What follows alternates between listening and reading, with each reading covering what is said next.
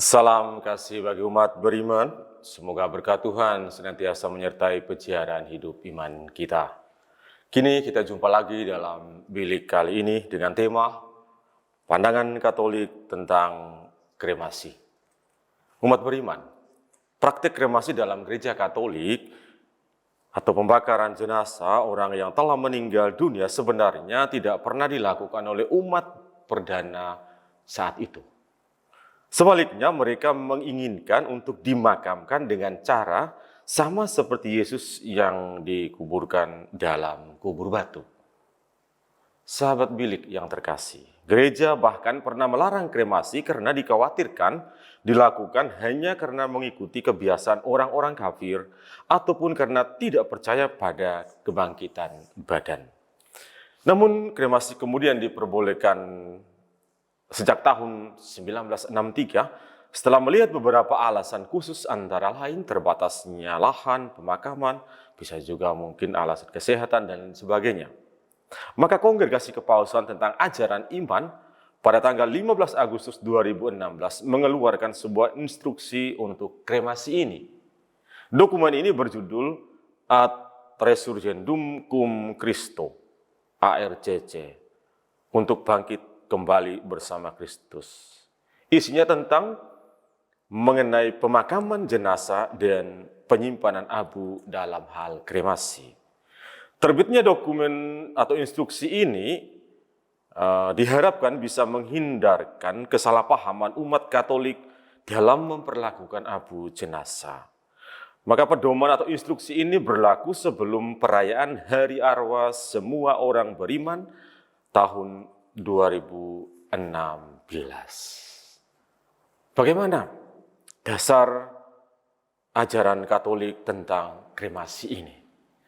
Dasar ajaran gereja dalam Katekismus Gereja Katolik nomor 2301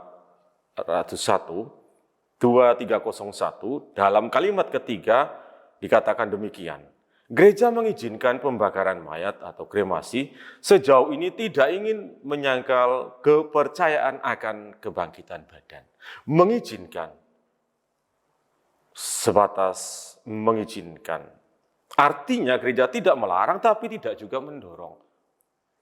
Sejauh ini gereja memang mengharapkan dan dianjurkan dengan cara pemakaman, dimakamkan atau dikuburkan.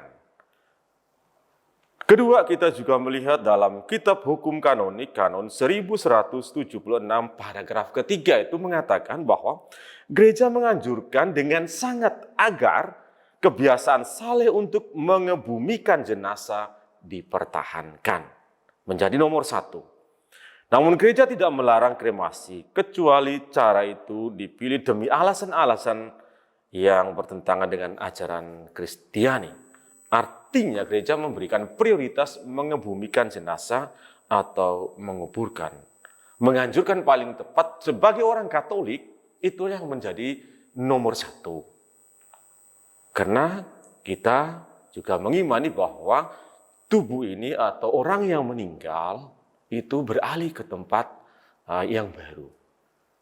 Lalu bagaimana kita menghayati itu di dalam kehidupan kita tentang kremasi ini?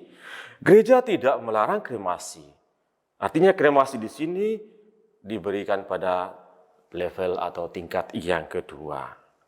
Oleh karena itu, dilarang itu kalau itu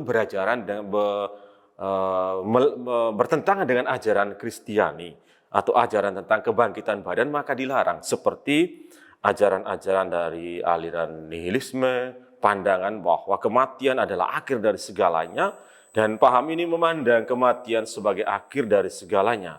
Tidak ada kehidupan sesudah kematian. Dan juga ada aliran panteisme dan atau naturalisme. Nah, itu memandang bahwa kematian, setelah kematian tubuh kembali bersatu dengan alam atau kosmos. Penganut pandangan ini dipengaruhi oleh gerakan New Age. Biasanya mereka suka menaburkan abu jenazah di alam, misalnya di laut, udara, di sela-sela karang, pekarangan rumah, dan lain sebagainya. Lebih parah lagi, dengan maksud agar orang tersebut atau roh orang tersebut terserap oleh bumi. Nah, ini tidak benar. Apalagi kalau dipraktikkan untuk melecehkan ajaran iman, maka kremasi tidak boleh dilakukan. Saudara umat beriman, Katekismus menegaskan dengan jelas gereja mengizinkan kremasi sejauh hal itu tidak ingin menyangkal kepercayaan akan kebangkitan badan. Tadi bandingkan KGK 2301 dan juga KHK Kanon 1176 Junto 3. Maka izin untuk kremasi ini tetap harus disertai iman kepada kebangkitan badan dan keluhuran badan duniawi. Itu karena kita melihat bahwa keluhuran manusia atau badan manusia yang diciptakan sebagai citra Tuhan tercermin dari saluran seluruh pribadinya, badan, jiwa, dan roh. Bandingkan 1 Tesalonika 5-23. Nah, sekarang bagaimana kita memperlakukan abu jenazah ini? Ini lebih penting. Dalam pandangan gereja Katolik, abu jenazah kremasi harus diperlakukan dengan hormat, sama seperti memperlakukan tubuh manusia. Dalam Ordo Exequiarum, tata cara pemakaman Katolik yang diterbitkan Kongregasi Ibadat pada 22 Januari 1966, itu memberikan 3 kemungkinan atau 3 poin yang perlu kita perhatikan. Pertama, abu kremasi itu bisa disimpan dalam wadah yang baik, bagus, terkunci, dan boleh dikuburkan di pemakaman seperti jenazah biasa. Gereja sangat menghargai kebiasaan pemakaman ini. Bandingkan Ordo Exequiarum nomor 417. Kedua, abu kremasi yang dapat diistirahatkan juga atau disimpan di kolumbarium. Kolumbarium adalah rumah abu tempat menyimpan abu kremasi, biasa berbentuk kotak-kotak seperti yang sudah terjadi di yang kita praktikkan selama ini, yang diakui oleh gereja Katolik. Namun itu bersifat sementara. 3. Abu kremasi boleh juga dikuburkan atau ditenggelamkan di dasar laut. Nah, kadang kita menggunakan istilah dilarung, tapi harusnya ditenggelamkan.